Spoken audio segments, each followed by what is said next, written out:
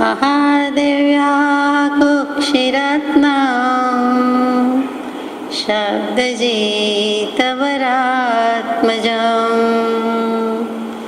राजचन्द्रमहं वन्दे तत्तलोचनदायकम्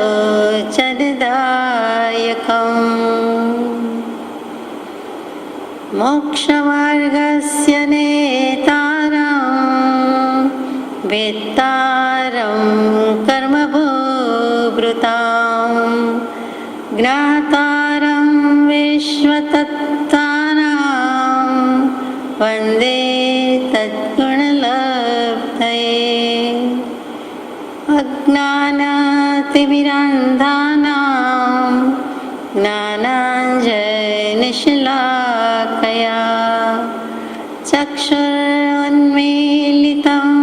येन तस्मै श्रीगुरवे नमः। સત્શ્રુતને નમસ્કાર, અસીમ ઉપકારી આત્માને નમસ્કાર, તારક ત્રિપુટીને નમસ્કાર, માવિત્રોને નમસ્કાર, માવિત્રો સમાન મુરબ્બીઓ મુમુક્ષોને નમસ્કાર. પરમ કૃપાળુ દેવ પ્રણીત વચનામૃતજી પત્રાંક 363. મુંબઈ, વૈશાખ સુદ 5મ, રવિ, વિક્રમ સંવત 1948. પૂજ્ય શ્રી સૌભાગભાઈને જ લખાયેલો પ્રસ્તુત પત્ર છે. તારીખ 1/5/1892. હાલ તો અનુક્રમે ઉપાધિ યોગ વિશેષ વર્ત્યા કરે છે. વધારે શું લખવું? વ્યવહારના પ્રસંગમાં ધીરજ રાખવી યોગ્ય છે એ વાત વિસર્જન નહીં થતી હોય એમ ધારણા રહ્યા કરે છે. અનંતકાળ વ્યવહાર કરવામાં વ્યતીત કર્યો છે તો તેની જંજાળમાં પરમાર્થ વિસર્જન ન કરાય એમ જ વર્તવું એવો જેને નિશ્ચય છે તેને તેમ હોય છે એમ અમે જાણીએ છીએ. વનને વિશે ઉદાસીનપણે સ્થિત એવા જે યોગીઓ તીર્થંકરાદિક તેનું આત્મત્વ સાંભળે છે. પત્ર પૂરો થાય છે. પરમ કૃપાળુદેવ પોતાની પરિસ્થિતિનું બયાન કરે છે. એક શબ્દમાં કહી દે છે, એક વાક્યમાં કહી દે છે સૌભાગભાઈને કે અમને પણ, એટલે કે હાલ તો અનુક્રમે ઉપાધિયોગ વિશેષ વર્ત્યા કરે છે. એટલે ઘણા વખતથી ઉપાધિયોગ છે, એમાં વિશેષપણું છે, વધતું જતું છે, અને તેમાં પાછું અનુક્રમે છે. એટલે ક્રમે કરીને જેમ જેમ એક એક દિવસ જાય છે, એક એક પ્રસંગ નિમિત્ત પડે છે, તેમ તેમ વારંવાર ઉપરા ઉપરી અનુક્રમથી ગણીએ તો ઉપાધિયોગ તો વધતો જ જાય છે. એમાં કાંઈ ફેર પડતો નથી. થોડોક વખત છે ને થોડોક વખત નથી એમ પણ નથી, સતત અને અવિરતપણે એ ક્રમબદ્ધ રીતે જાય છે. એટલે ઉપાધિમાં કાંઈ ફેર પડ્યો નથી, વિશેષ વિશેષ થતું જાય છે. વધારે શું લખવું? આવો શબ્દ પ્રયોગ કૃપાળુદેવ ભાગ્યે જ લખે અને આમાં લાગી આવ્યું છે, લખે છે કે વધારે હું આપને શું કહું. વ્યવહારના પ્રસંગમાં ધીરજ રાખવી યોગ્ય છે. આપ ઘણું બધું લખો છો, એટલે કે સૌભાગભાઈ ઘણું જણાવે છે, વ્યવહારિક જંજાળ લખે છે, વ્યવહારિક ચિંતા લખે છે, તો કે એવા બધા પ્રસંગો આવી રહ્યા હોય એમાં પણ ધીરજ રાખવી યોગ્ય છે. એ વાત વિસર્જન નહીં થતી હોય, એટલે કે તમે ભૂલી ગયા નહીં હોય એમ હું ધારું છું, એમ હું માનું છું. એટલે યાદ કરાવવાની રીત પણ કેવી છે કે એ વાત વિસર્જન નહીં થતી હોય, ચૂકી નહીં જતા હોય, ભૂલી નહીં જતા હોય, લોપી નહીં દીધી હોય, ગોપવી નહીં દીધી હોય, પણ તમે યાદ રાખજો કે વ્યવહારમાં પણ ધીરજ રાખવાની છે. અનંતકાળ વ્યવહાર કરવામાં વ્યતીત કર્યો છે. આ જીવે શું કર્યું છે તો કે અનંતકાળથી વ્યવહાર જ કર્યો છે, આજે પણ વ્યવહાર જ છે. વસ્તુ બે જ ગણો, વ્યવહાર અને નિશ્ચય. તો નિશ્ચય આત્માનો, ગુરુનો, મોક્ષનો, કલ્યાણનો કર્યો નથી. પોતે પોતાને ઓળખ્યો નથી, પોતે પોતાનો નિર્ધાર કર્યો નથી. કર અનુભવ નિર્ધાર કૃપાળુદેવ લખે છે આત્મસિદ્ધિજીમાં, પણ જીવ કરતો નથી. વધનારો તે ક્ષણિક નહીં, કર અનુભવ નિર્ધાર. જે બધું દેખાય છે તે બધું ક્ષણિક, અનિત્ય, પણ જળ પદાર્થ. પણ પોતે બોલનારો, જોનારો, એ જાણનારો, એનું મૂલવનારો, એનું મૂલ્યાંકન કરનારો પોતે આત્મા, એ તો ત્રણેય કાળમાં સત્ય છે અને એનું તો અસ્તિત્વ છે ને છે, એ નિત્ય છે. તો કે એ ભૂલી જાય છે, એનો નિશ્ચય કર્યો નથી. મારે આત્મા કલ્યાણ જ કરવું છે એનો નિશ્ચય પણ કર્યો નથી. તો આત્મ સ્વરૂપનો નિર્ધાર, આત્માનો નિર્ધાર, કલ્યાણનો નિશ્ચય, સદગુરુદેવનો નિશ્ચય એ તો બધા કર્યા નથી. અને જીવે એ સિવાયનું બધું કર્યું છે તે તો વ્યવહાર છે, તે પ્રકાર છે, ભેદ છે, ભાંગા છે. એક અખંડ એવો આત્મા જ છે, પણ બીજું બધું જ ભેદ, ભાંગા, પ્રકાર, આ તે પેલા વાળો વ્યવહાર છે. તો કે વ્યવહાર જ અનંતકાળથી કર્યો છે, એમાં જીવે આટલો કાળ ગાળી નાખ્યો. અનંતકાળ એટલે શું? તો તેની જંજાળમાં પણ ભલે છે જંજાળ, આ ભવે પણ છે, પણ પરમાર્થ મોક્ષની વાત, આત્માની વાત એ ભૂલાય નહીં, વિસર્જન ન કરાય એમ જ વર્તવું. પહેલાંમાં એ વાત વિસર્જન નહીં થતી હોય એમ લખ્યું, એમાં ધીરજને ભૂલી જતા નહીં, ધીરજ રાખવી, યાદ રાખવી જોઈએ, ધીરજ અવગાવવી જોઈએ એમ લખ્યું. અને અહીંયા કહે છે પરમાર્થની વાત, મોક્ષની વાત ભૂલી જવા જેવી નથી, કે બધો વ્યવહાર તો પડ્યો રહેશે, થયા કરશે, પણ મારે શું કરવાનું છે કે મારે મારો આત્મા, મારે મારું આત્મકલ્યાણ કરવાનું છે. સગા, સ્નેહી, દેહાદિક પદાર્થ, સંબંધ બધું અહીં પડી રહેશે અને એ તો ભેગું પણ આવવાનું નથી અને ભેગું જોઈતું પણ નથી, કેમ કે પાછા બીજા ભવો થાય. તો હવે શું, તો કે હવે એકમાત્ર મોક્ષાર્થ કે આત્માર્થ સાધી લેવાનો છે, એટલે પરમાર્થ ચૂકવાનો નથી, ભૂલવાનો નથી. એવો જેને નિશ્ચય હોય છે એમ તેને તેમ હોય છે. એટલે એવો નિશ્ચય જેને છે તે તો ધીરજ રાખી શકશે અને કલ્યાણ કરી શકશે એમ અમે જાણીએ છીએ. જો એવો નિશ્ચય કરે, વાત પાકી કરે, ચોક્કસ કરવું છે એવું એ નક્કી કરી દે તો એને તો એ પ્રમાણે કામ થાય જ છે. દરેક વાતમાં આપણે જાણીએ છીએ કે સેલ્ફ કોન્ફિડન્સ હોય, નક્કી જ કરી દીધું હોય કે મારે જવું એટલે જવું, પછી 100 મુશ્કેલી આવે, 1000 આવે, પણ એકવાર જવાનો નિર્ધાર હોય તો ગમે તેમ કરીને જઈએ. ટ્રેન ફેલ થઈ જાય, પ્લેન ફેલ થઈ જાય, ક્રેશ થઈ જાય, ગમે તે, પણ નક્કી કર્યું કે જવું છે એટલે જીવવું પડવાનું જ છે. એવી રીતે આમાં પણ કહે છે કે મારે મોક્ષે જવું છે એનો નિર્ધાર છે, એમાં જો તમે ગાડી ઉપાડી છે અને પાકે પાયે નિર્ધાર હશે તો તમે જંજાળ વગેરે ભૂલી જશો અને ધીરજ રાખી શકશો. પણ જીવની જ કચાશ હોય છે. નાની મોટી વ્યવહારની વાતમાં પણ આપણે જાણીએ છીએ કે કરવું હોય તો થાય, મન હોય તો માળવે જવાય, એ વિલ ફાઇન્ડ એ વે. પણ કરવું જ ન હોય તો પુરુષાર્થ મોડો પડે છે, મંદ થઈ જાય છે. વન્ય વિશે ઉદાસીનપણે સ્થિત એવા જે યોગીઓ એટલે સયોગી જીન, અર્યંત પરમાત્મા, કેવલી પ્રભુ, તીર્થંકર આદિ જે કંઈ છે તેનું આત્મત્વ સાંભળે છે.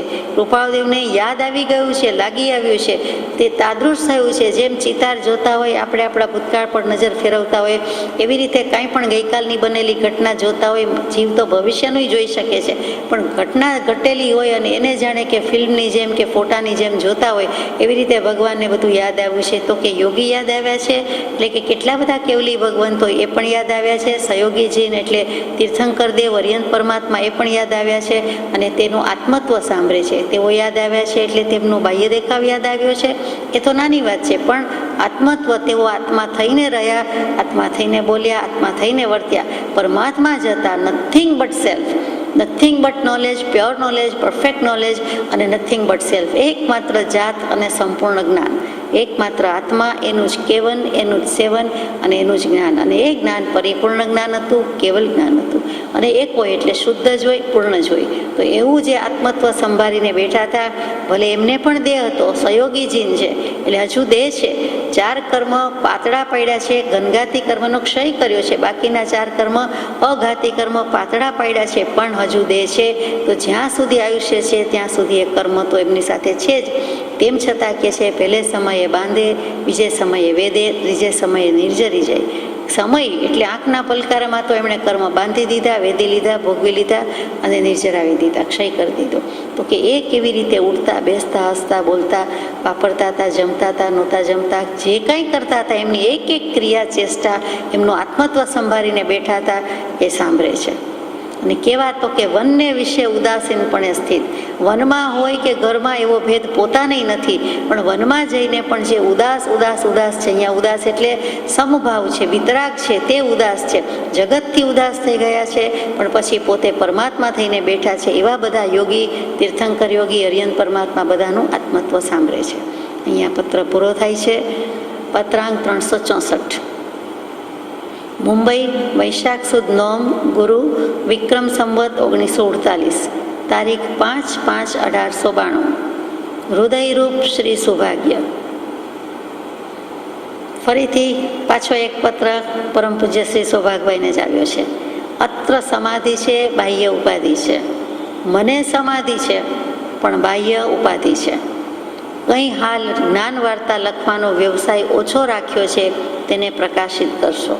પત્ર પૂરો થાય છે કે તમે હમણાં જ્ઞાન વાર્તા લખતા નથી, જ્ઞાન સંબંધી કાંઈ ઘટના લખતા નથી, પ્રસંગ લખતા નથી, કાંઈ પણ ધર્મની વાત લખતા નથી, એટલે અહીંયા જ્ઞાન વાર્તા છે, આત્માની જ્ઞાનની વાત કાંઈ લખતા નથી. એનો વ્યવસાય એટલે કે એની પ્રવૃત્તિ, એનો ધંધો ઓછો કરી નાખ્યો છે તો તેને પ્રકાશિત કરશો. એટલે કે તે લખવા કૃપા કરશો. જેમ પ્રકાશ કરવો એટલે શું આપણે જાણીએ છીએ કે કાંઈક ઉઘાડ થાય એને પણ પ્રકાશ કહેવાય, કાંઈક કોઈ બોલતું ન હોય તો એને પણ કહેવાય કે કાંઈક બોલો ને, કાંઈક ફરમાવો ને, કાંઈક કહો ને. તો સારી ભાષામાં વિનયપૂર્વક એમ કહેવાય આપ પ્રકાશો, એટલે કે આપ કંઈક પ્રકાશ પાડો, કે આપ કંઈક બોલો, અથવા તો આને અનફોલ્ડ કરો, અથવા આનો ભેદ ખુલ્લો કરો, આનું રહસ્ય ખુલ્લું કરો. એ જે બધું કહીએ છીએ તે પ્રકાશિત કરશો. એને વાણી આપો, વાચા આપો, ભાષા આપો, એને કલમથી લખો અથવા તો અમને કહો. અહીંયા તો લખવાની વાત છે, તો લેખીનીમાં મૂકો, પ્રકાશિત કરશો, એટલે અમને અને જગતના જીવોને પણ ખબર પડે કે શું છે. એટલે કૃપાળુદેવે કેટલા વિનયપૂર્વક લખ્યું છે. પછીનો પત્ર 365 પરમ પૂજ્ય સૌભાગભાઈને જ છે. મુંબઈ, વૈશાખ સુદ 11 શનિ, વિક્રમ સંવત 1948, તારીખ 7/5/1892. આજે પત્તું પહોંચ્યું છે. વ્યવસાય વિશેષ રહે છે. તમારું પોસ્ટકાર્ડ અગર તો પત્ર જે કંઈ છે તે પહોંચી ગયું છે. એટલે આ દિવસોમાં ઉપરી પત્ર છે, એટલે જેવો લખાય છે તરત જ બીજે દિવસે કે નેક્સ્ટ ટપાલમાં જવાબ મળી જાય છે, લખાઈ જાય છે. અને એક દિવસમાં ત્યાં પણ તે જમાનામાં પણ ટપાલ સર્વિસ બહુ નિયમિત હતી. 2 વખત તો પોસ્ટ ડિલિવર થતી, એટલે સવારે નહીં તો સાંજે, સાંજે નહીં તો સવારે એમ આવી જાય છે. એટલે ધડબડાટી બોલાવી છે એ પત્રની પરંપરામાં એક વધારે તો પહોંચ આપી કૃપાળુદેવે કે આપનું પત્તું મળી ગયું છે. વ્યવસાય વિશેષ રહે છે, એટલે કે મારે પ્રવૃત્તિ, ધંધો, જે કંઈ કામકાજ છે તે વધારે રહે છે. પ્રાણ વિનિમય નામનું મેસ્મેરિઝમનું પુસ્તક વાંચવામાં આગળ આવી ગયું છે. એમાં જણાવેલી વાત કંઈ મોટી આશ્ચર્યકારક નથી, તથાપિ એમાં કેટલીક વાત અનુભવ કરતા અનુમાનથી લખી છે. તેમાં કેટલીક અસંભવિતતા છે. પ્રાણ વિનિમય નામનું એક પુસ્તકનું નામ છે, અને શેને લગતું છે તો કે હિપ્નોટિઝમ કરે, મેસ્મેરિઝમ કરે, એટલે હિપ્નોટાઇઝ કરે, મેસ્મેરાઇઝ કરે, એને લગતું પુસ્તક છે. અને એ અમારા વાંચવામાં આગળ આવી ગયું છે. સૌભાગભાઈએ ડુંગરસિંહભાઈના કહેવાથી એમ લખ્યા કરે છે, શ્રી ડુંગરસિંહભાઈ ગોસળિયાના કહેવાથી, કે આવું કંઈક લખો, અથવા તો અમે વાંચ્યું છે, અમે જાણીએ છીએ, અથવા તો કોઈક સંત થયા છે, કોઈક ફકીર થયા છે, હમણાં આ ઓલિયાનો જમાનો, એમ કંઈક થયા કરે છે. તો તેમણે પ્રાણ વિનિમય નામનું પુસ્તક એ વખતે નવું બહાર પડ્યું છે, માર્કેટમાં આવી ગયું છે. એ જમાનો અત્યાર કરતાં જુદો હતો. આપણે જાણીએ છીએ એટલા બધા પુસ્તકો પ્રકાશિત થતા નહોતા, અને કંઈક સાત્વિક પુસ્તકો જ વધારે થતા હતા. અને એમાં એટલું પ્રકાશન ખાતું કયો, પ્રકાશન ખર્ચ કયો, અગર તો એવા દાતા, અગર તો એવી કેશ આપનારા બહુ ઓછા હતા. એટલે પુસ્તક બહાર પડવું એ જેવી તેવી વાત નહોતી. અને તે જમાનામાં પ્રાણ વિનિમય નામનું પુસ્તક બહાર પડ્યું છે, અને તે અમારા વાંચવામાં આવી ગયું છે. પણ કૃપાળુદેવ કહે છે કે એમાં કંઈ બધી આશ્ચર્ય પામવા જેવી વાત નથી. એમાં કંઈ હેરત પામી જવાય, અચરજ થઈ જાય, નવાઈ પામી જાવ એવું નથી.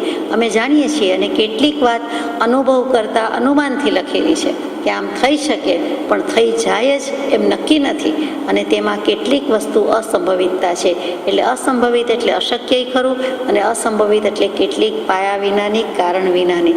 સંભવ એટલે કારણ, સંભવ એટલે પાયો, એ પણ અર્થ થાય. એટલે કેટલુંક કારણ કે પાયો કે બેઝ વિનાની વાત છે, આધાર વિનાની વાત છે. હવે આ પ્રાણ વિનિમય શું? જવાબ તો આવી ગયો કે હિપ્નોટાઇઝ કરે, મેસ્મેરાઇઝ કરે. પણ હિપ્નોટિઝમ, મેસ્મેરિઝમ કરે છે શું? તો કે સંમોહન વિદ્યા, જાદુઈ વિદ્યા, વશીકરણ વિદ્યા, જે શબ્દ કયો તે, એમાં મન જાગૃત રહે પણ શરીરનું ભાન ન રહે એવી બેભાન બનાવવાની કે ભૂરકી નાખવાની કળા, તેનું નામ પ્રાણ વિનિમય કળા. એટલે કે તેનું નામ હિપ્નોટિઝમ કે મેસ્મેરિઝમ. ફરીથી એમાં મન જાગૃત રહે છે, મન કોમામાં નથી, મન બરોબર જાગૃત છે, પણ શરીરનું ભાન રહેતું નથી એવી બેભાન બનાવવાની કે ભૂરકી નાખવાની કળા. અને એ થઈ શકે છે. કેલાલ વગેરેના જેમણે જાદુના પ્રયોગ જોયા છે એ તો કબૂલ કરે છે, જાહેર કરે છે, 100% કહે છે કે હાથ ચાલાકીનો જ પ્રયોગ છે. એવા બીજા પણ કેટલાક જાદુગરના જોયા હોય તો ખબર છે આપણને કે તેમાં હાથ ચાલાકી ઉપરાંત કાંઈ કેવું હોય છે. અને એમાં જે વ્યક્તિને સ્ટેજ પરથી બોલાવવામાં આવી હોય તો એને કહે કે હવે તમે સાકર ખાવ છો એવું કરો, મોઢામાં કાંઈક આપે. મોઢામાં શું આપે તો કે આપણા હાથમાં ફેરવીને આપ્યો હોય, કોલસો આપ્યો હોય, પ્યોર કાર્બન કોલસો જ હોય, અને એ ખાવાનું કહે. અને પાછું એમ કહે કે એને સાકર છે, અને સાકરને તમે જેમ ચગડતા હોય, મમડાવતા હોય એવી રીતે વાપરજો, એવી રીતે સ્વાદ લેવાનો છે. તો જે વ્યક્તિને સ્ટેજ પર બોલાવ્યો એ એવી રીતે જ ખાય, આપણી નજરે જ ખાય અને એ દેખાય પણ એવું જ, તો એ વ્યક્તિ ખરેખર ખાય પણ છે. તો કે એ વ્યક્તિને જેને બોલાવી છે એના ઉપર એની સંમોહન વિદ્યાની અસર થઈ ગઈ, એટલે હિપ્નોટાઇઝ કે મેસ્મેરાઇઝ થઈ ગયા. તો એ વશીકરણની વાત છે. તો ચાલાકી ઉપરાંત પણ એવું કંઈક છે, એ વાત એમાં છે, એ પ્રાણ વિનિમય નામનું પુસ્તક. તો પહેલાં આપણે એ વિચારીએ કે પ્રાણ શું ને વિનિમય શું. વિનિમય એટલે તો બાર્ટર સિસ્ટમ કહેતા એક્સચેન્જ, કે આટલા બાજરા કે આટલા ચોખાની બદલીમાં આટલા પુસ્તક આપજો. એમ જે હતું એક વસ્તુની બદલામાં બીજી વસ્તુ લેવી, એવો વ્યવહાર કેટલાય બધા વર્ષો સુધી ઇતિહાસની આરસી કહે છે કે ચાલ્યો છે. હવે એવો વ્યવહાર નથી. તો અહીંયા જે બાર્ટર સિસ્ટમ કીધી એટલે વિનિમય એટલે એક્સચેન્જ. પોતાના એક હાથમાં જે હોય તે આપી દેવું ને બીજા હાથમાં જે કંઈ હોય તે લઈ લેવું, એ વખતે વિનિમય કહેવાય. પણ પ્રાણ વિનિમય શું? તો કે પ્રાણમાં પણ એવું જ છે. પ્રાણ જીનાગમ જે 10 પ્રાણ કહે છે તે જુદા. મનુષ્યને 10 પ્રાણ હોય છે, તે 5 ઇન્દ્રિયના 5 પ્રાણ, એટલે કે કાન, કાયા, જીભ, આંખ, નાક, કાન, એ 5 ઇન્દ્રિય, એની જે કંઈ શક્તિ છે, પ્રાણ છે, એ પ્રાણ કહેવાય છે, બળ છે તે. પછી બીજું તો કે બીજું આયુષ્ય પ્રાણ છે, શ્વાસોચ્છ્વાસ પ્રાણ છે, મન, વચન, કાયા પ્રાણ છે. એટલે આ 10 પ્રાણ કીધા. અહીંયા પ્રાણ શું? તો કે પ્રાણ વાયુ કહીએ છીએ, ઓક્સિજન કહીએ છીએ, હવા કહીએ છીએ. તો આખી સૃષ્ટિને પ્રાણ છે, આખી સૃષ્ટિનો પ્રાણ છે. હવા પણ પ્રાણથી ભરેલી છે. આપણે કહીએ છીએ કે આ હવા માદક છે, આ હવા સુગંધી છે, આ હવા આપણને એકદમ તરોતાજા કરી દે એવી છે. સવારની હવા પ્રભાતની તો એમ થાય કે ગમે, આપણને પ્લેઝન્ટ લાગે, ખુશનુમા લાગે, એમાં ઓઝોન વધારે હોય. એમ જેમ કહીએ છીએ તેમ હવા પણ પ્રાણથી ભરેલી છે. ગ્રહ અને ઉપગ્રહ એને પણ પોતપોતાના પ્રાણ છે. સેટેલાઇટ કહીએ છીએ, ગ્રહ કહીએ છીએ, ઉપગ્રહ કહીએ છીએ, બધાને પોતાના પ્રાણ છે. પૃથ્વીને પ્રાણ આપનાર મુખ્ય જો કોઈ સ્થાન હોય તો તે સૂર્ય છે. પૃથ્વી પોતે જીવ છે, પૃથ્વી કાંઈ જીવ છે એ જીનાગમ કહે છે, પણ સાથે સાથે સૂર્ય મહારાજાની કૃપાથી એનામાં પણ પ્રાણ પૂરાય છે. એટલે એને પ્રાણ આપનાર કોણ? તો કે સૂર્ય છે. અને ચંદ્રમાંથી પણ તેજ આવે છે, એ પણ પ્રાણ જ છે. આ બંને ગરમ ઠંડા પ્રાણથી માનવ શરીર પણ પ્રભાવિત છે, આપણે જાણીએ છીએ. સૂર્યનો પ્રકાશ એની રીતે મદદ કરે છે, ચંદ્રનો પ્રકાશ એની રીતે મદદ કરે છે. બંનેનો પ્રભાવ છે ઠંડા ગરમનો આપણી ઉપર. પ્રાણથી એક સ્થળેથી અન્ય સ્થળે અદલા બદલી પણ થાય છે. પ્રાણની અદલા બદલી પણ થાય છે, એક જગ્યાએથી બીજી જગ્યાએ થાય છે. પ્રાણની પ્રબળતા અને નિર્બળતા ઉપર આધાર રાખે છે. પ્રાણ કેટલો સશક્ત છે, કેટલો સક્ષમ છે, એટલે કે એક જાતની શક્તિ જ છે, પાવર જ છે, એના ઉપર આધાર રાખે છે. અને ટૂંકમાં પ્રાણના આધારે બધા રોગ ચમત્કારથી જાણે કે મટી જતા હોય તેમ શાંત પામે છે, શાંતિ થઈ જાય છે. કેટલાક રોગનું નિવારણ છે, કેટલાક રોગનો ઉપાય છે આ પ્રાણની અદલા બદલી કરીએ તે. આ સાંભળીને આપણને બધાને રેકી યાદ આવે કે અત્યારે એનું જરા વધારે ચલણ ચાલ્યું છે. તો રેકી શું કરે છે? તો કે પ્રાણ વિનિમય કે શક્તિપાત જેને કહેતા હતા, તંત્રશાસ્ત્રમાં, યોગિક શક્તિમાં, સાધનામાં જે શક્તિપાત છે, કે સામે જે શક્તિશાળી છે એ સંત પુરુષ હોય તો સંત, નહીં તો જે કોઈ કરનાર હોય તે પોતાની શક્તિ બીજામાં પહોંચાડી શકે છે, થોડા સમય માટે, થોડા વખત માટે. તો એવી રીતે જે શક્તિપાત કે રેકી છે એ પણ આ એક મેસ્મેરિઝમ કે હિપ્નોટિઝમનો જ પ્રકાર હોય તેવું લાગે છે. એક યોગ સાધનાનો પ્રકાર જે કયો તે. પણ અહીંયા ડૉક્ટર અને દર્દીની વાત આવી. જર્મનીના ડૉક્ટર મેસ્મર થઈ ગયા અને એ પ્રોફેસરે શોધેલું, કરેલું અને આ વિદ્યાનો ઉપયોગ કરેલો. અને આ વિદ્યાનો ઉપયોગ કઈ રીતે કર્યો? તો કે હિસ્ટીરિયા એટલે કે વાઈ, એપિલેપ્સી, એ જે બધા દર્દીને જોઈ શકતા નહોતા, એટલે એને એમ લાગ્યું, ડૉક્ટર મેસ્મરની વાત છે, કે આવા બધા રોગ દર્દ મટી જાય, મટાડી શકાય તો સારું, એનો બીજો કોઈ ઉપાય હાથ લાગતો નથી. તો એવા દર્દીને ઘણાને એણે સાજા કર્યા હતા. અને ત્યારથી એ બધું વાંચતા વિચારતા શ્રી મણિલાલભાઈ નભુભાઈ દ્વિવેદી, એ જમાનાના નડિયાદના મોટા સાક્ષર સાહિત્યકાર, લેખક, એમણે ઘણા બધા જીનાગમના ભાષાંતર પણ કર્યા છે. અને એમણે ઇંગ્લિશ ઉપર પણ એટલો કમાન્ડ હતો એટલે ઘણું કર્યું છે. આપણે કોઈ વખત ઉપદેશ નોંધમાં કે એ વખતે એમના વિશે વધારે લીધું હતું. એવા મણિલાલભાઈ નભુભાઈને બોમ્બેમાં એ વખતે ગયા, ભણ્યા, રહ્યા. અને પછી જેમ અત્યારે ના સમયમાં એમ કહીએ કે ઓસ્ટ્રેલિયા કે અમેરિકા ગયા અને બહુ ઓછા ઇન્ડિયન, પછી કે બહુ ઓછા ગુજરાતી, પછી એમાંથી ટોળકી ભેગી થાય, ગ્રુપ થાય કે આટલા જ સત્સંગી, આટલા જ ગુજરાતી. અને એ રીતે જે એની મજા લેતા હોય, એની લેજત માણતા હોય અને વારંવાર ભેગા થતા હોય ને ગેટ ટુગેધર થઈને જે આનંદ કરતા હોય, તેવી જ રીતે મણિભાઈ બોમ્બેમાં જઈને આ રીતે આનંદ લે છે કે સૌરાષ્ટ્ર ગુજરાતમાંથી આવેલા અને ભણેલા અને ગ્રેજ્યુએટ્સ અને એની એક મંડળી કે ગ્રુપ, એમાં કરસનદાસભાઈ ભગોડિયા નામની એક વ્યક્તિ, એની પાસેથી એ મેસ્મેરિઝમ હિપ્નોટિઝમનું શીખ્યા. અહીંયા પ્રાણ વિનિમયની વાત ચાલે છે એટલે આપણે આ વાત લઈએ છીએ. તો એમને શીખવાનું સદભાગ્ય પ્રાપ્ત થયું અને એની પાછળ ઘણા હોશિયાર હતા, પણ બીજું કાંઈ કારણ નહોતું. પણ જે ડૉક્ટર મેસ્મરે શોધેલું તે જ કે કેટલાક દર્દીઓને હું સાજા કરી શકું તો એક પરોપકાર છે, સેવા છે, તો નિસ્વાર્થ ભાવે મારે આટલું કરવું છે, એમ કરીને એમણે કર્યું અને રોગના ઉપચાર તરીકે શીખવાનું મન થયું. તો કરશનદાસભાઈ પાસેથી એ શીખ્યા. પછી ઇંગ્લિશ બુક્સ પણ એટલી જ વાંચી અને એમાંથી પણ ઇમ્પ્રેસ થયા અને લેવાનું લીધું, ગ્રહણ કર્યું. અને પોતાના એક ફ્રેન્ડ એ વખતના ચતુરભાઈ પટેલ, મોહનલાલભાઈ પ્રસાદરાય, એને પંડિત ફતેચંદ લાલલ, કચ્છી પંડિત હતા તે, F.K. લાલન કહીએ છીએ તે જ, એ બધા ઉપર પણ એમણે પ્રયોગો કર્યા. એમાં ચતુરભાઈ પટેલ ઉપર તો એવો પ્રયોગ કર્યો કે એને મૂર્છા લાવી દીધી અને ભવિષ્ય કથન પણ એ કહી શકે. એક વખત ટ્રાન્સમાં મુકાઈ જાય એવી રીતે ભવિષ્યમાં શું બનવાનું છે, મૂર્છામાં, બેભાન અવસ્થામાં બધું બોલી શકતા, કંઈ બતાવતા અને સાચું પડતું. બાજુના રૂમમાં પેટીમાં, બોક્સમાં, બંધ પેટીમાં રાખેલા પેપરમાં શું લખ્યું છે, લખીને મૂકી દીધું હોય, એમાં શું લખ્યું છે એ પણ બેભાન અવસ્થામાં એ વ્યક્તિ વાંચી શકતી, કહી શકતી, કંઈ બતાવતી કે આ પ્રમાણે એમાં લખીને મૂક્યું છે. એટલે આવી કેટલીક લબ્ધિ શક્તિ હોય છે અને એ પ્રયોગ જ છે અને કરી શકતા. એ ભાઈને પણ સાકર ખાવાનું કહીને કોલસો જ મોઢામાં મૂક્યો હોય, બધાએ જોયેલું છે, સાક્ષી છે, અને કે સાકર ટેસ્ટથી જ ખાતા હોય એવી રીતે મમડાવતા હતા. એટલે આવી બધી શક્તિ કરી શકનારા મણિલાલભાઈ. એટલે શું છે મૂળ મુદ્દો કે પ્રાણ વિનિમય નામનું અસ્તિત્વ ધરાવે છે, શક્તિ છે, એનું અસ્તિત્વ છે, એને પ્રયોગ કરનારા છે, પણ પ્રયોગ કરી જાણનારા પોતે. અને મણિલાલભાઈ પોતે પણ એમ ચોખ્ખું લખે છે, પુસ્તક લખ્યું છે પ્રાણ વિનિમય, તેમાં કે આ કરવા જેવું નથી, સંભાળીને વિચારીને એમાં પડવા જેવું છે. મારો આશય તો શુદ્ધ સાફ હતો, બીજો કોઈ મલિન નહોતો.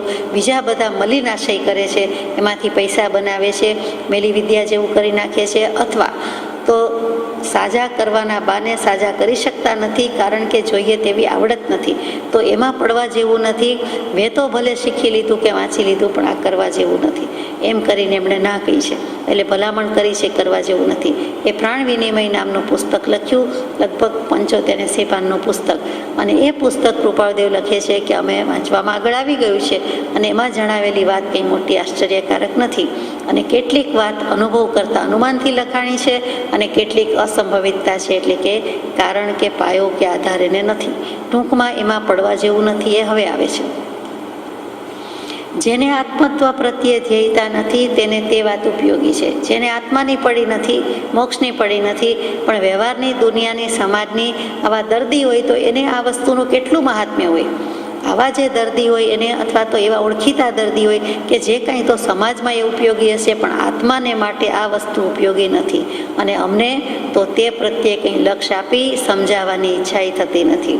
સૌભાગભાઈને કહી દીધું, અમને એમાં રસોઈ નથી, અમારો એવો લક્ષ્ય પણ નથી, અને એમાં પડીને અમારે કંઈ તમને સમજાવવાનું છે નહીં. અર્થાત ચિત્ત એવા વિષયને ઈચ્છતું નથી. અમારું ચિત્ત, અમારું મનડું એમાં જતું નથી. આ બધી લબ્ધિ, સિદ્ધિ, રીતિ ને ઉપયોગ આમાં જતો હશે, આત્માનું મૂકીને આ તે કરાતું હશે. એટલે કૃપાળદેવે ચોખ્ખી ના પાડી છે. જુઓ, આ પત્ર ઈસવીસન 1892માં લખાયો. આ પુસ્તક છે એ પણ સપ્ટેમ્બર 1888માં પ્રકાશિત થયું છે. એટલે કે એ વખતે લગભગ બહાર પડ્યું હોય ને હાથમાં આવ્યું હોય, એટલે એ તાજી વાત છે. એટલે તે વખતની તાજેતરની કે રિસન્ટ વાત હોય, એ સમયની વાત હોય, એટલે તરત જ કોઈએ લખ્યું, સૌભાગભાઈ જેવાએ જ લખ્યું, અને એનો જવાબ પણ કૃપાળદેવે આપી દીધો છે. અત્ર સમાધિ છે, બાહ્ય પ્રતિબદ્ધતા વર્તે છે. અમને તો સમાધિ છે, બાહ્ય રીતે પ્રતિબદ્ધતા વર્તે છે. અમારી સ્થિતિ તો જેમ છે તેમ છે. ગમે એટલા સંજોગ ઊંચા નીચા થાય, નિમિત્ત ઊંચા નીચા થાય, પણ આત્માની સ્વસ્થતા મારી એવી ને એવી છે. બાહ્ય પ્રતિબદ્ધતા વર્તે છે. બાહ્ય રીતે હું બંધાયેલો છું, પ્રતિબંધ છે, સ્વજનનો છે, કુટુંબનો છે, અગર તો વ્યવસાયનો છે, વ્યાપારનો છે, જે કયો તે છે, પણ અંતરંગ દશા તો નિર્ગ્રંથની છે, સમાધિસ્થ છે. અને લિખિત અંગ પાછું જણાવી દીધું, સત સ્વરૂપપૂર્વક નમસ્કાર.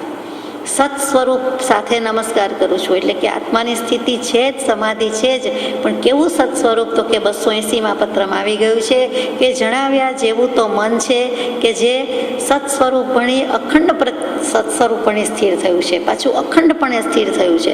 કેવી રીતે? તો કે જે મોરલીના નાદથી સાપ ડોલવા લાગે અને કેવો એકદમ સ્થિર થઈ જાય, તેવી રીતે અમારું મન પણ સ્થિર થઈ ગયું છે. ક્યાં સ્થિર થયું છે? તો કે સત સ્વરૂપને વિશે સ્થિર થયું છે.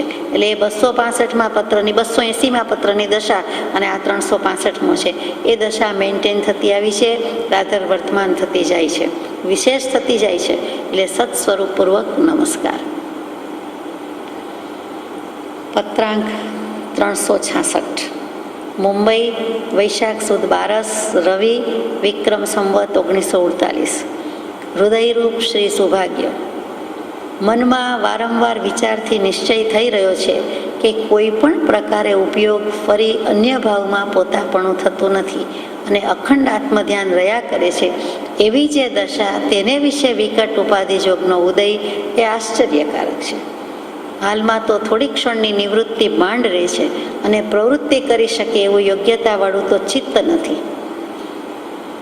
શરૂઆત જ લખી છે કે મનમાં વારંવાર વિચારથી નિશ્ચય થઈ રહ્યો છે. કર વિચાર તો પામ. એમને મનમાં એટલે મરજીમાં, ઈચ્છામાં, ભાવમાં આવ્યું ને લખી દઈએ, કહી દઈએ એમ નહીં, પણ વિચારપૂર્વક કહું છું. આપણે કહીએ ને, સમજી વિચારીને કહું છું.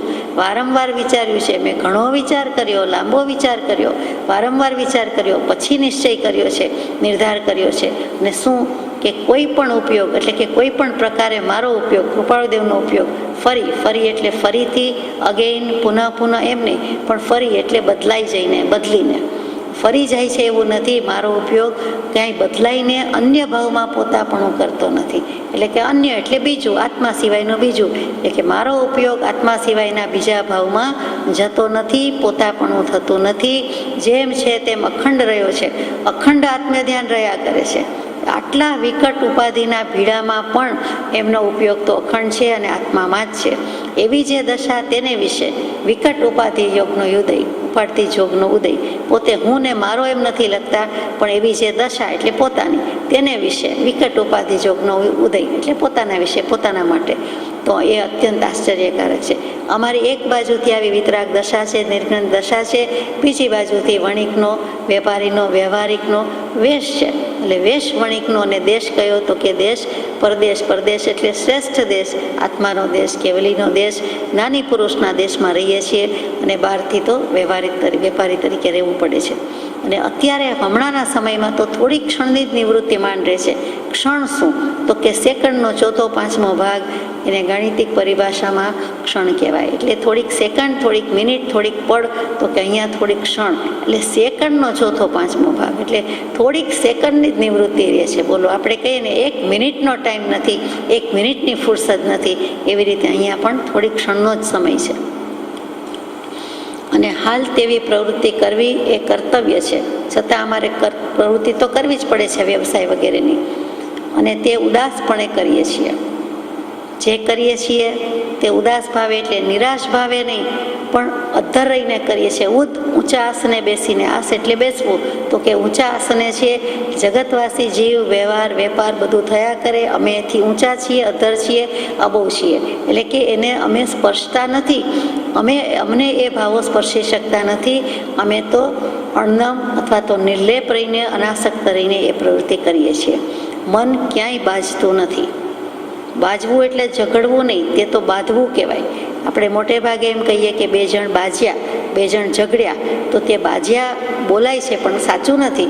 ખરેખર તે 2 બાંધ્યા એમ કહેવાય, પણ બોલીએ છીએ બાજ્યા. અહીંયા મન ક્યાંય બાજતું નથી એટલે શું? તો કે મન ક્યાંય કજિયા કરતું નથી એમ નહીં, પણ મન ક્યાંય બાજતું નથી એટલે ક્યાંય મારું મન લાગતું નથી, વળગતું નથી, ચોટતું નથી, બંધાતું નથી, લાગતું નથી. આપણે કહીએ ને ક્યાંય ગમતું નથી, એવી રીતે અહીંયા ગમ નથી લખ્યું, ક્યાંય બાજતું જ નથી. એટલે કે કોઈ સાથે ક્યાંય મનને જામતું નથી, બીજા ઉપયોગમાં જતું જ નથી, ક્યાંય બંધાતા નથી, લાગતા નથી, વળગતા નથી, ચોટતા નથી. અને પછી પાછું લખ્યું કંઈ ગમતું નથી. એટલે કંઈ પસંદ પડે એવું છે નહીં. પરમાર્થની વાત હોય તો ગમે, બાકી ગમતું નથી.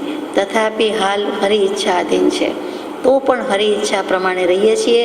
જે ઉદય છે, જે દૈવાધીન છે, જે પૂર્વકૃત કર્મ કર્યા છે એનો ઉદય છે, એટલે હરિ ઈચ્છા છે તેને વશ થઈને રહીએ છીએ. અને હરિ એટલે આત્મા કયો, શુદ્ધાત્મા કયો, તો એ પણ થાય કે આ ભવમાં શુદ્ધાત્મા, પણ આગલા ભવમાં આત્મા, એ કોઈ ને કોઈ ભવમાં જે કંઈ અશુભ ભાવે કે શુભ ભાવે, પણ જ્ઞાન દશામાં કે અજ્ઞાન દશામાં જે ભાવો થઈ ગયા છે, જે કર્મ બંધાઈ ગયા છે તેનો ઉદય આવ્યો છે, એટલે હરિ ઈચ્છા થઈ. પોતાનો જ આત્મા બાંધાવ્યો છે, પોતાનો જ આત્મા પરાક્રમ કરીને આવ્યો છે અને તે ઈચ્છા પ્રમાણે કર્યું છે, તેને વશ થઈને રહીએ છીએ. ટૂંકમાં ઉદય પ્રમાણે વર્તીએ છીએ. નિરૂપમ એવું જે આત્મધ્યાન તીર્થંકર આદિકે કર્યું છે તે પરમ આશ્ચર્યકારક છે.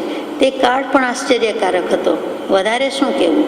વનની મારી કોયલની કહેવત પ્રમાણે આ કાળમાં અને આ પ્રવૃત્તિમાં અમે છીએ. નિરૂપમ એવું જે આત્મધ્યાન. જુઓ, એક તો ભગવાનનું ધ્યાન, તીર્થંકર ભગવંતનું ધ્યાન, એને આપણે શું ઉપમા આપીએ? ઉપમા આપ્યાની જેને તમારા વીતે વ્યર્થ આપવાથી નીચે મતી મપાઈ મેં માની છે. એટલે એ તો બનતું જ નથી, એ તો આપણે કહી શકતા જ નથી.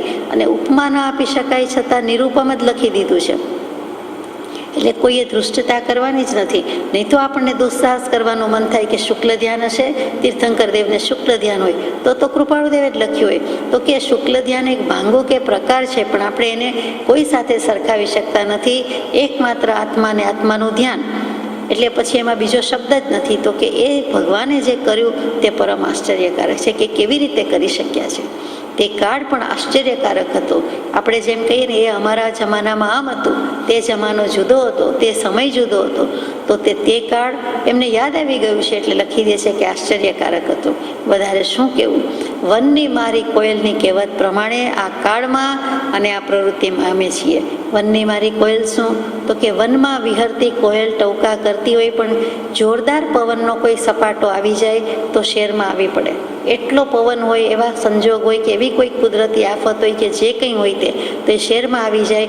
તેમ કૃપાળુદેવને કોઈક કારણવશાત કોઈક એવા ભાવ થઈ ગયા હોય કે કોઈક સંયોગ યોગ વશાત જે કયો તે આવા હોંડ ધીટ અવસરપીણી કાળનો પાંચમો આરો, અનેક અવસરપીણી કાળ જાય ત્યારે આવો કાળ આવે. આટલો ખરાબ કાળ છે. સામાન્ય પાંચમો આરો નથી, એથી પણ ઘણો ખરાબ કે જુદો છે. એટલે ધીટ અને હોંડ એવા જે અવસરપીણી કાળનો આરો, એમાં અમારે જન્મવું પડ્યું છે. અને એટલું જ નહીં, પણ એમાં વિતરાગતાની દશા છે, વિતરાગતા જ છે, છતાં આવા વ્યવસાયમાં અને પરિવારમાં વસવું પડે છે. એ અમને મોટો ત્રાસ લાગે છે, ક્લેશ લાગે છે. તો કે આવા કાળમાં જન્મ્યા છતાં દશા કરી ગયા અને પછી આ પ્રવૃત્તિમાં અમે છીએ. જન્મ્યા તો જન્મ્યા, વિતરાગની દશાઈ કરી, પણ અમારે આવી પ્રવૃત્તિમાં રહેવું પડે છે. એટલે વનની મારી કોયલ કે બિચારી પવનનો સપાટો આવ્યો અને જવું પડ્યું. કુદરતની કોઈક થાપટ વાગી અને એને જવું પડ્યું. એવી રીતે અમને પણ કોઈક કુદરત કયો, કર્મ કયો, દૈવ કયો, પ્રારબ્ધ કયો, ઉદય કયો, પણ બંધાઈ ગયા હતા. તો અમારે આ રીતે ઉદય પ્રમાણે આવવું પડ્યું છે અને આ કાળમાં અમે બેઠા છીએ. કેટલું બધું લાગી આવ્યું હશે ત્યારે પોતાના હૃદયરૂપ શ્રી સૌભાગભાઈને વ્યથા ઠલવી દીધી છે. પત્ર પૂરો થાય છે. પત્રાંક 367, મુંબઈ, વૈશાખ વદ એકમ, ગુરુ વિક્રમ સંવત 1948, તારીખ 12/5/1892. પરમ પૂજ્ય શ્રી સૌભાગભાઈને જ છે. આપનું પત્ર પ્રાપ્ત થયું. ઉપાધિ પ્રસંગ તો રહે છે, તથાપિ આત્મસમાધિ રહે છે. હાલ કંઈ જ્ઞાન પ્રસંગ લખવાનું કરશો. નમસ્કાર પહોંચે. સૌભાગભાઈએ પાછું કંઈક જવાબ આપ્યો હશે. એનો જવાબ લખ્યો છે કે પત્ર પ્રાપ્ત થયું પછી ઉપાધિનો પ્રસંગ તો અમને રહે છે, છતાં આત્માની સમાધિ પણ એટલી જ રહે છે. હવે તમે શું કરશો? તો કે કંઈક જ્ઞાન પ્રસંગ લખવાનું કરશો. આગલા પત્રોમાં લખ્યું છે કે જ્ઞાન વાર્તા પ્રકાશિત કરશો, પણ લખ્યું નથી લાગતું. એટલે ફરી રિમાઇન્ડ કરાવે છે, યાદ કરાવે છે કે જ્ઞાન પ્રસંગ એટલે કે જ્ઞાનનો વિષય, જ્ઞાનને લગતી કંઈ ચર્ચા, પ્રકરણ, ઘટના અથવા તો જે કંઈ જ્ઞાન સંબંધી હોય તે તમે કંઈક લખવાનું રાખશો. લિખિત અંગમાં નમસ્કાર પહોંચે. એટલે મુરબ્બી છે સૌભાગભાઈ, 44 વર્ષ મોટા હશે, એટલે એમને નમસ્કાર કર્યા છે. પત્રાંક 368, મુંબઈ, વૈશાખ વદ 6, ભૌમ વિક્રમ સંવત 1948, તારીખ 17/5/1892. હૃદયરૂપ શ્રી સૌભાગ્ય. હમણાં તો બધા જ પત્રમાં આ જ સંબોધન છે, હૃદયરૂપ શ્રી સૌભાગ્ય. પત્ર પ્રાપ્ત થયું હતું, અત્ર સમાધિ છે. આપનો પત્ર મળી ગયો છે, અહીંયા અમને તો સમાધિ જ છે. પોતાની દશા તો સ્પષ્ટ કરે જ છે, પ્રગટપણે લખી જ દે છે કે કાંઈ ફેર પડતો નથી. બાહ્ય ભાવે વર્તીએ છીએ પણ અંતરંગમાં તો શીતલીભૂત થઈને રહીએ છીએ. બાહ્ય ભાવે જે રીતે વર્તાતું હોય નિર્લેપ ભાવે અનાસક્ત ભાવે વર્તરીએ, પણ અંતરમાં તો કે અંતરમાં શીતલીભૂત એટલે ઠંડાગાર, કાંઈ ફેર પડતો નથી. અસ્વસ્થતા એમને આવતી નથી. એ દશા અદ્ભુત છે. સત્તાને વિશે જીવ રહે છે એ ખેદની વાત છે, પણ તે તો જીવને પોતાથી વિચાર કર્યા વિના ન સમજાય એવું છે. સૌભાગભાઈ તો સટ્ટો કરે એમ છે જ નહીં, કરતા જ નથી, પણ એમના ચિરંજીવી સુપુત્ર શ્રી મણીલાલભાઈ કે જેને કૃપાળુદેવે યોગ્ય જાણીને 200મો પત્ર લખ્યો છે, તે વચનાવલી લખી આપી હતી. સૌભાગભાઈનો ઘણો આગ્રહ હતો. જ્યાં સુધી યોગ્યતા નહોતી ત્યાં સુધી કૃપાળુદેવે કહ્યું હતું કે બીજો મણી લાવી આપશું, અથવા તો એ ધમકી આપે છે એને જે કરવું હોય તે કરે, પણ યોગ્યતા હોય, જ્ઞાન પામવાની પાત્રતા હોય તો જ લખી દેવાય કે કહી દેવાય, નહીં તો કાંઈ એમનેમ ગમે તેને કહેવાય નહીં. એટલે અમને જ્યારે યોગ્ય લાગશે ત્યારે આપીશું, કહીશું. અને પછી કંઈક યોગ્યતા લાગી એટલે એમણે 200મો પત્ર વચનાવલી લખ્યો હતો. એ જ મણીલાલભાઈની વાત છે કે સટ્ટાને વિશે જીવ રહે છે. તો મણીલાલભાઈને એમ થાય છે કે હવે બાપુજીના આ અત્યારના આપણા સંયોગો છે તો એ કેટલું કરી શકે, એ તો નહીં કરે, પણ હું લાવને અજમાયશ કરી જાઉં, કંઈક થોડાક દાવ રમી જાઉં. સટ્ટો તો આપ જાણો છો કે એક પ્રકારનો જુગાર જ છે. તેજી મંદીના ધંધામાં માલની લેવડ દેવડ અમુક વખતે કરવાનો વાયદો કરી અને જે ખેલાતો વ્યાપાર તેનું નામ સટ્ટો. એ સારી ભાષામાં હોય કે ખરાબ ભાષામાં હોય. પછી સ્ટોક માર્કેટમાં એમનામ ઇન્વેસ્ટમેન્ટ માટે લઈ લઈએ એ વાત જુદી થઈ, અને પછી કોઈક વખત કામ આવશે 5-25 વર્ષે અને ખરીદ વેચાણ થાય એ જુદી વાત છે. અને આ રીતે રોજના ભાવ જાણી સાંભળીને પછી તે પ્રમાણે સોદા કરવાનું થાય, ડીલ કરવાનું થાય, ખરીદ વેચાણ થાય, અદલા બદલી થાય, તો એ તો સટ્ટો જ કહેવાય. પછી ગમે તે વસ્તુનો હોય, સોના ચાંદીનો હોય કે પછી બધા બીજી જાતના કંઈ શેરમાં મૂડીરોકાણ કર્યું હોય કે બીજા સિંગતેલના ડબ્બાનું હોય કે ગમે તે હોય, પણ સટ્ટો તે સટ્ટો. અને પેપરના સટ્ટા પણ એટલા થતા. તો એ વખતે કહે છે કે એ સટ્ટો કરવા જેવો નથી. અને તેમ છતાં જીવ પોતે પોતાથી વિચાર કરે તો સમજાય. એટલે કે મણીલાલભાઈએ વિચારવાનું છે, એને પોતે સમજે તો થાય ને. આપણે તો કઈ કઈને થાક્યા અથવા તો કઈ કઈને છૂટી જઈએ, પણ એણે પોતે વિચાર કરવો જોઈએ તો સમજાય. જ્ઞાનીને વિશે જો કોઈ પણ પ્રકારે ધનાદિની વાંછા રાખવામાં આવે છે તો જે જીવને દર્શનાવર્ણ્ય કર્મનો પ્રતિબંધ વિશેષ ઉત્પન્ન થાય છે. એમાંય જો જ્ઞાની પ્રગટ પરમાત્મા પરમ કૃપાળુદેવ એને વિશે જો એમ ઈચ્છે કે કૃપાળુદેવ કંઈક આ બાબતમાં કરી દે, અથવા તો આજીવિકાના કે પૈસા બાબત કે ધન કે વ્યવસાય કે ધંધા માટે કંઈ કરે, તો એવી અપેક્ષા રાખે, એવી ઈચ્છા રાખે, તો એ જીવને તો દર્શનાવર્ણ્ય કર્મ લાગી જાય છે. એટલે વિચારવા જેવું છે કે જ્ઞાનીને પણ પ્રતિબંધ થાય છે અને પોતાને પ્રતિબંધ થાય જુદો. ઘણું કરીને જ્ઞાની તેવો પ્રતિબંધ પોતાના થકી કોઈને ઉત્પન્ન ન થાય એમ વર્તે છે. જ્ઞાની પુરુષનું કામ જ એમ છે, કારણ કે જ્ઞાન દશા છે કે સામો જીવ પણ એવા કર્મ ન બાંધે અને પોતે તો ન જ બાંધે. સાચા ગુરુ કે સાચા જ્ઞાનીનું આ કામ જ છે. પણ મોટે ભાગે આપણને સાંપ્રત પ્રવાહમાં અત્યારે જોઈએ, સાંપ્રત સમાજમાં, મોડર્ન ટાઈમ્સ, કે મોટા ભાગના કહેવાતા ગુરુ આમાં પડેલા છે. અને એ ભયંકર ભૂલ છે, ભયંકર ખોટું છે. આ જોખમ જવાબદારી જેવી તેવી નથી, અને એમને પૂછીને કેવા કરવાનું હોય જ નહીં. અને સાચા ગુરુ કે જ્ઞાની તો જવાબ આપે પણ નહીં. હું આ ધંધો કરું કે આ ધંધો કરું, આજનો સોદો લઉં કે નહીં, આજે કરું કે કેમ, અથવા તો આજે મારે આમાં ડીલ કરવા જેવું છે કે કેમ, એવું કાંઈ જ પૂછીને કહીને જવાય નહીં. પૂછનાર પણ ખોટું કરે છે, જવાબ આપનાર પણ ખોટું કરે છે. આ કૃપાળુદેવે ચોખ્ખું લખી દીધું છે કે દર્શનાવર્ણ્ય કર્મનો પ્રતિબંધ થાય છે. દર્શનાવર્ણ્ય કર્મ શું? તો કે જે 5 પ્રકારની નિદ્રા છે તે નિદ્રા, નિદ્રા નિદ્રા, પ્રચલા, પ્રચલા પ્રચલા અને થીણદ્ધિ, એ 5 પ્રકારની નિદ્રાનો ઉદય એ દર્શનાવર્ણ્ય કર્મનો ઉદય છે. અને બીજો જે 4 પ્રકારનો છે તે ચક્ષુ દર્શન, અચક્ષુ દર્શન, અવધિ દર્શન અને કેવલ દર્શન. આ 4 પ્રકારનું દર્શન થવા દેતું નથી. એ દર્શનાવર્ણ્ય કર્મની પ્રકૃતિ છે. એટલે કે આત્માના દર્શન ગુણને ઢાંકે છે, અને દર્શન ગુણને ઢાંકે છે એટલે સમ્યક દર્શન પણ થતું નથી. એટલે કેમ કે ત્યાં દર્શન ગુણ છે, જ્ઞાન ગુણ અને દર્શન ગુણ. દર્શનાવર્ણ્ય કર્મ છે અને દર્શન ગુણ પણ છે, બંને રીતે લેવાનું છે. તો આવા આવરણ થાય છે. એટલે કે કેવલ જ્ઞાન કેવલ દર્શન તો ન જ થાય, કારણ કારણ કે આત્મજ્ઞાનને આત્મદર્શન જ થવા દેતું નથી. એટલે કોઈ દિવસ જ્ઞાની પાસેથી પ્રગટ પ્રત્યક્ષ દેહે ન હોય અને કૃપાળુદેવ કેમ હોય અને હે કૃપાળુદેવ આમ થાય તો આમ ને આમ થાય તો આમ, તો એવી ધનાદિની ઈચ્છા અપેક્ષા રખાય નહીં. કોઈ પણ ઈષ્ટ દેવ દેવી પાસે રાખવાની ના છે. જીનાગમ ત્યાં જુદું જ પડે છે, વિતરાગનો માર્ગ જુદો પડે છે કે આવી રીતે આશા અપેક્ષા કરાય નહીં. જ્ઞાની પોતાનું ઉપજીવન આજીવિકા પણ પૂર્વકર્મ અનુસાર કરે છે. જ્ઞાનને વિશે પ્રતિબદ્ધતા થાય એમ કરી આજીવિકા કરતા નથી અથવા કરાવવાનો પ્રસંગ ઈચ્છતા નથી એમ જાણીએ છીએ. જ્ઞાની પોતાનું ઉપજીવન આજીવિકા કેવી રીતે કરે છે? આવા કોઈ લફરામાં કે આવા કોઈ ફસાવામાં થતા નથી, આવા ધંધા કરતા નથી. એ પૂર્વકર્મ અનુસાર કરે છે. એટલે કે ન્યાય નીતિપૂર્વક દ્રવ્ય ઉપાર્જન કરે છે અને પોતાને જે કર્મના ઉદય હોય તે પ્રમાણે કરે છે, પણ આવામાં પડતા નથી. અને જો પડે તો જ્ઞાનને વિશે પ્રતિબદ્ધતા થાય.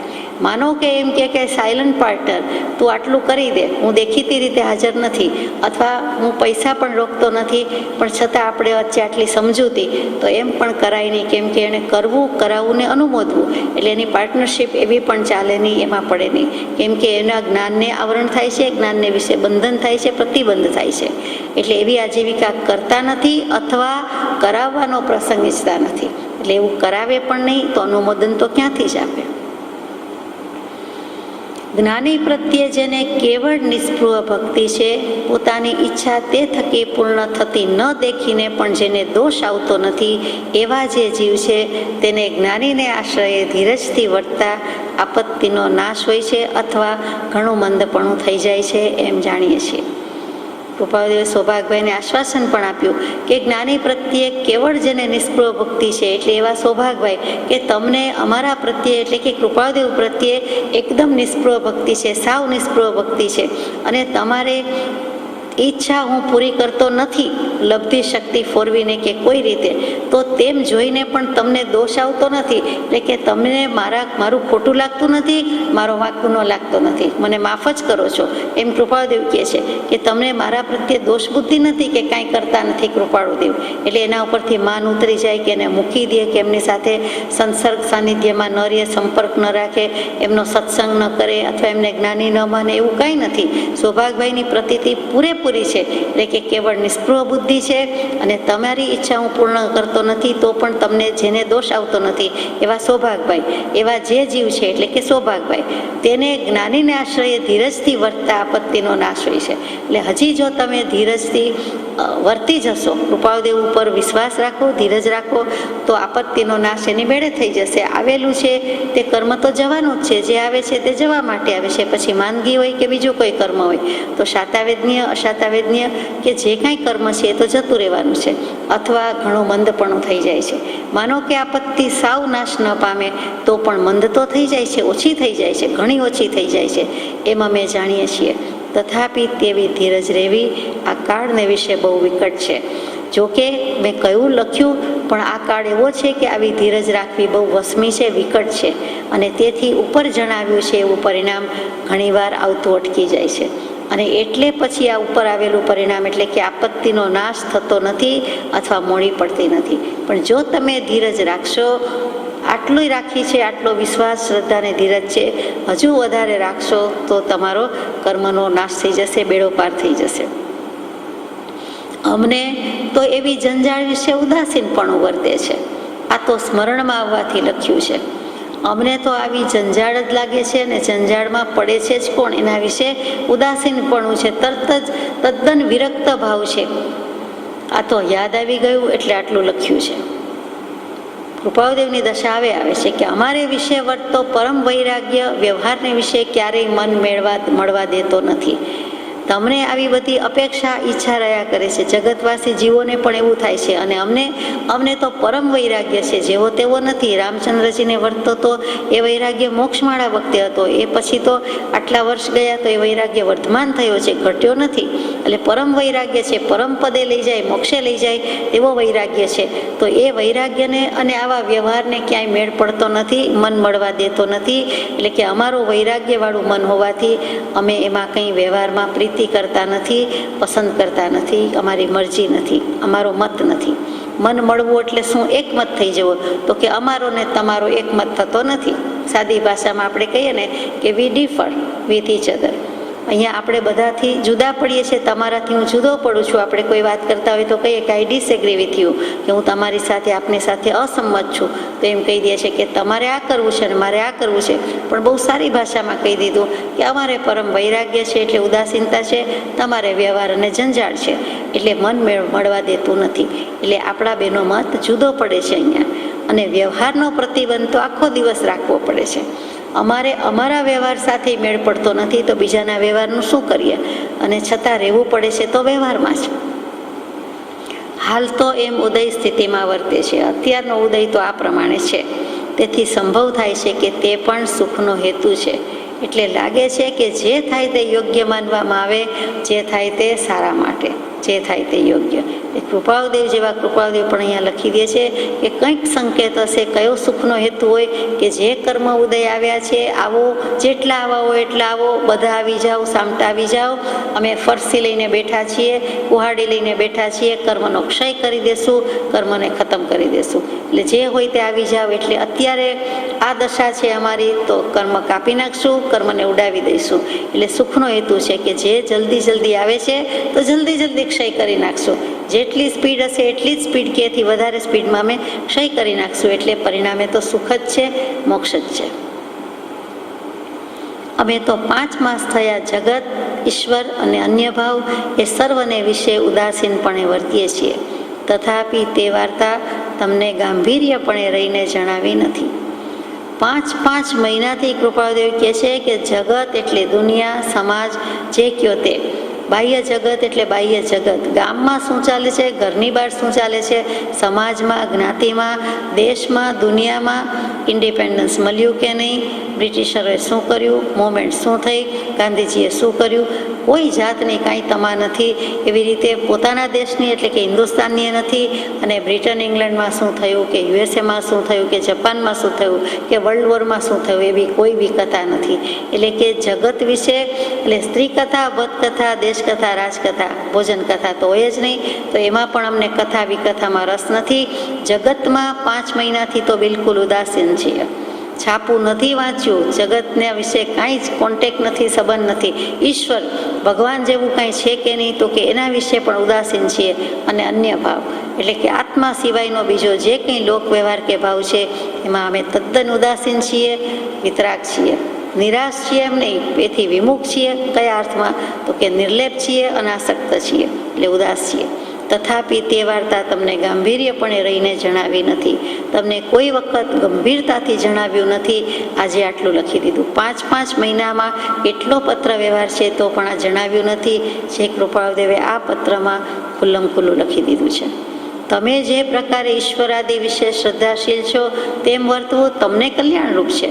તમને ભગવાનમાં શ્રદ્ધા છે, વિશ્વાસ છે તો ભગવાન તો અમે માનીએ છીએ, પણ કરતા ઈશ્વર કોઈ નહીં. ઈશ્વર શુદ્ધ સ્વભાવ, અમે એ સ્વભાવ માનીએ છીએ. જ્યારે તમને એમ થાય છે કે ઉપર હજારાતવાળો બેઠો છે, ભગવાન છે, માથે કૃપાળુદેવ છે, વગેરે વગેરે, તો તમે ઈશ્વરને એ રીતે માનતા હો તો ભલે માનો અને તેમ શ્રદ્ધા રાખો તો તમને કલ્યાણરૂપ છે. અમને તો કોઈ જાતનો ભેદભાવ ઉત્પન્ન નહીં થતો હોવાથી સર્વ જંજાળરૂપ વર્તે છે. કૃપાળુદેવ જેવા લખી શકે કેમ કે એ પોતે જ ઈશ્વર કે પરમાત્મા રૂપે થયા છે. એટલે કહે છે કે અમને કોઈ ભેદ નથી. ક્યાંથી ભેદ હોય? પોતે જ્ઞાની પણ છે, પોતે પરમાત્મા પણ છે, પોતે ગુરુ પણ છે, પોતે દેવ પણ છે. તો એ વખતે એમને થાય છે કે અમારે તો ભેદ બુદ્ધિ છે જ નહીં, બધું એકને એક જ છે. તો તમને એવું લાગતું હોય તો લખો, અમને એવો કોઈ વિકલ્પ છે નહીં. એટલે ઈશ્વર આદિ સમેતમાં ઉદાસીનપણું વર્તે છે. એટલે કે ઈશ્વર શુદ્ધા એટલે ઈશ્વરમાં પણ અમને ઉદાસીનપણું વર્તે છે એમ કહી દીધું. આવું વાંચી, બોલી કે સાંભળીને તરત જ આપણને બીજો વિચાર આવે કે વિકલ્પ આવે તો કૃપાળુદેવ જવાબ આવે છે કે આવું જે અમારું લખવું તે વાંચી કોઈ પણ પ્રકારે સંદેહને વિશે પડવાને યોગ્ય નથી. તમને કોઈ શંકા સંદેહ થાય કે કૃપાળુદેવ નાસ્તિક થઈ ગયા તો એમ નથી. ઈશ્વર તો છે, ભગવાન છે, પણ આત્મા જ બ્રહ્મા વિષ્ણુ મહેશ આત્મા જ બધું કરે છે. એટલે પરમાત્મા શું કરી શકે? પરમાત્મા થઈ ગયા તેમ આત્મા પરમાત્મા થઈ શકે એવી લોકશાહી છે. કોઈ પણ જીવ રામ થઈ શકે, કૃષ્ણ થઈ શકે, મહાવીર થઈ શકે.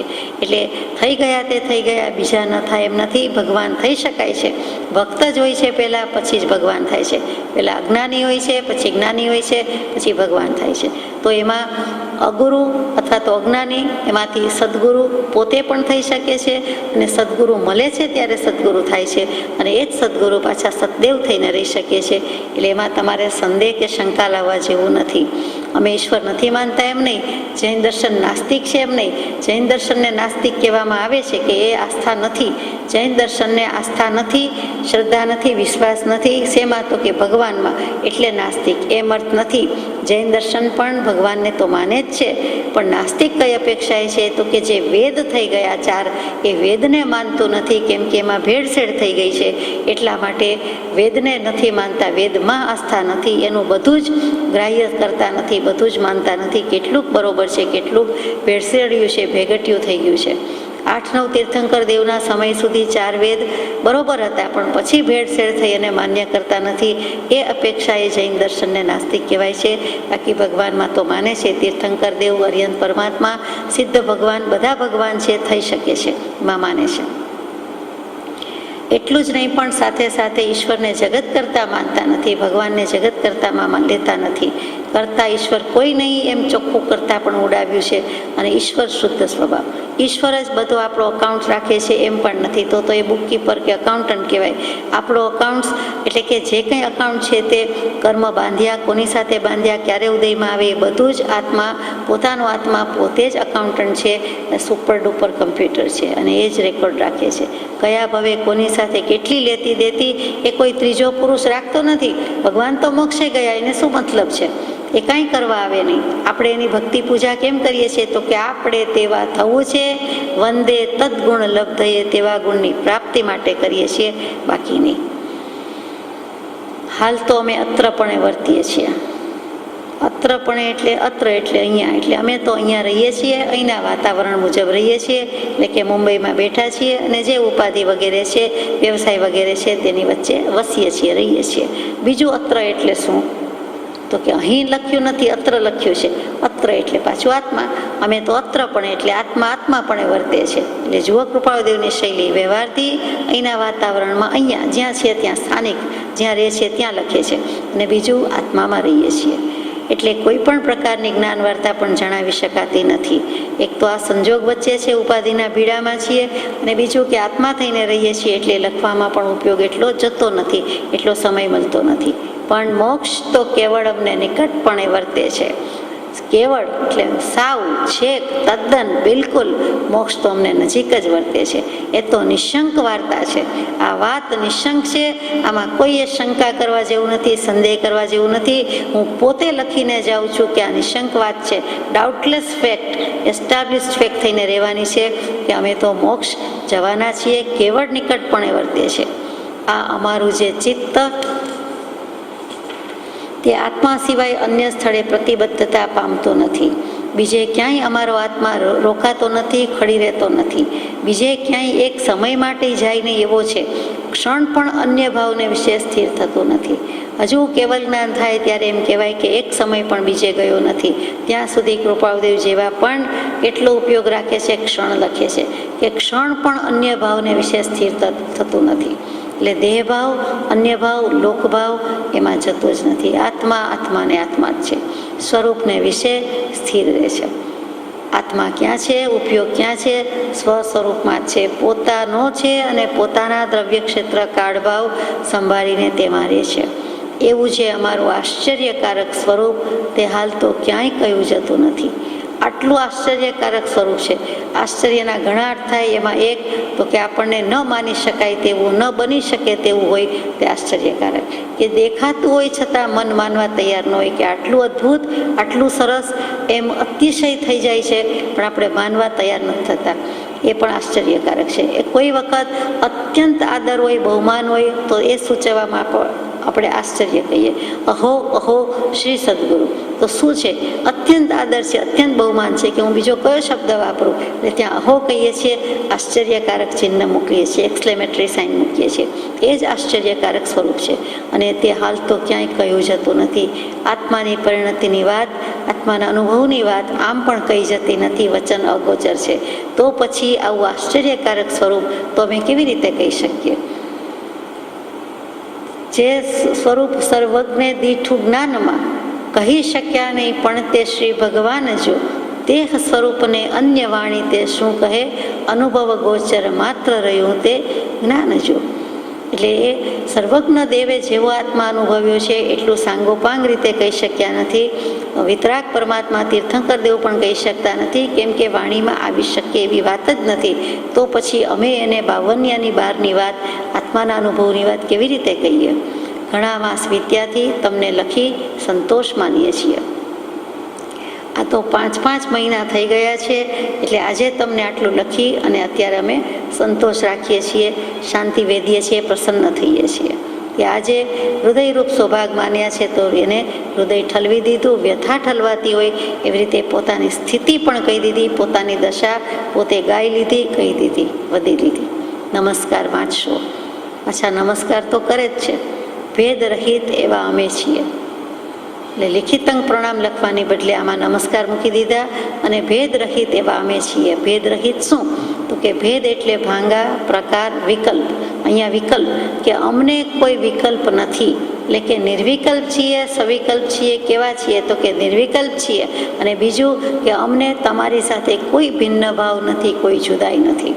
સૌભાગભાઈ, અમે તમને જવાબ આપીએ છીએ, નથી આપતા. કેટલીક વસ્તુનો સલાહ આપીએ છીએ, કેટલીક વસ્તુમાં ઠપકો આપીએ છીએ, કેટલીક વસ્તુમાં ઉપયોગ દેતો જ નથી. તમને જે જોઈએ છે હું આપતો જ નથી. પણ અમને તમારા પ્રત્યે જે પ્રેમ છે એ તો છે જ. તમારા પ્રત્યે કોઈ ભેદભાવ નથી, વેળા આતરું નથી, પક્ષપાત નથી, પૂર્વગ્રહ નથી, એવો કોઈ ભેદ નથી, એવી કોઈ જુદાઈ નથી. મને તમારાથી કોઈ ભિન્ન ભાવ માનતો નહીં, મને તમારાથી જુદો ગણશો નહીં. હું તમારી સાથે જ છું, તમારી સામે જ છું, તમારી પાસે જ છું. અને તેમ છતાં લખીને સાબિત કરી મૂકે છે. એકદમ સામી વ્યક્તિને શ્રદ્ધા, વિશ્વાસ અને કન્વિન્સ કરાવી દે છે, સંપાદન કરે છે વિશ્વાસ કે જુઓ, અમને તમારા માટે કાંઈ ભેદ નથી, કોઈ વિકલ્પ નથી. અહીંયા આ પત્ર પૂરો થાય છે. પત્રાંક 369 પરમ પૂજ્ય સૌભાગભાઈને જ લખ્યું છે. મુંબઈ, વૈશાખ વદ 9 શુક્ર વિક્રમ સંવત 1948, તારીખ 20/5/1892. બધુંય હરિને આધીન છે. હરિ એટલે શુદ્ધાત્મા, હરિ એટલે ઘોડા અને નારાયણ ને બીજા ઘણા અર્થ થાય. તો અહીંયા હરિ એટલે વિષ્ણુ, નારાયણ, ભગવાન એમ કહીએ તો પણ ચાલે કે બધુંય ભગવાનને આધીન છે. એટલે ઓળિયો ઘોડિયો ભગવાન ઉપર ઢોળી દીધો કે જે કંઈ છે તે ઈશ્વર કૃપા, હરિ ઈચ્છા અથવા તો ભગવાન કરે તે ખરું એમ કરીને હરિ ઈચ્છા ઉપર, હરિ ઉપર મૂકી દીધું છે. ખરેખર તો હરિ એટલે શુદ્ધાત્મા, કે બધુંય આત્માને કરવું હોય તો થાય. પોતાના આત્મરામ ઉપર છે. પૂર્વનું જે થયું તે થયું. વર્તમાન પુરુષાર્થ તો ભાવ સ્વાતંત્ર્ય તો હરિને આધીન, પોતાના શુદ્ધાત્માને આધીન જ છે. પત્ર પ્રસાદી પ્રાપ્ત થઈ છે. તમારી પત્રની પ્રસાદી કૃપા પ્રાપ્ત થઈ છે. પત્ર સમાધિ છે, અહીંયા તો સમાધિ જ છે. વિગતથી પત્ર હવે વધારે સવિસ્તર તો પછી લખીશ. નિરૂપાયતાને લીધે લખી શકાતો નથી. જ્યારે લખાય ત્યારે ખરો અને લક્ષય ખરા, પણ પોસ્ટકાર્ડમાં પહોંચ આપી દીધી છે. ગણીને 4-5 લીટી જ છે જે આપણે હમણાં વાંચી તે, પણ પહોંચ આપવામાં ભગવાન ચૂકતા નથી. એટલો સમય ફાળવી દીધો છે જેથી સૌભાગભાઈને ધીરજ રહે, નહીં તો પછી એ ધીરજ પણ જતી રહે. આમ વ્યવહારના પ્રસંગ તો હલબલાવી નાખતા હોય, એમાં પરમાર્થથી પણ જો કોઈ જવાબ ના આપે કે લખે નહીં તો એ ધીરજ ગુમાવી દે તો જીવ ઘણો ઉદાસ થઈ જાય, નિરાશ થઈ જાય. એટલે આપણે સમજવા જેવું છે. અહીંયા પત્ર પૂરો થાય છે. કૃપાળદેવે તો ઘણું બધું કહી દીધું છે સૌભાગભાઈને, અને છતાં વડીલ હોવાથી નમસ્કાર તો કરે જ છે. સજાત્મ સ્વરૂપ પરમ ગુરુ.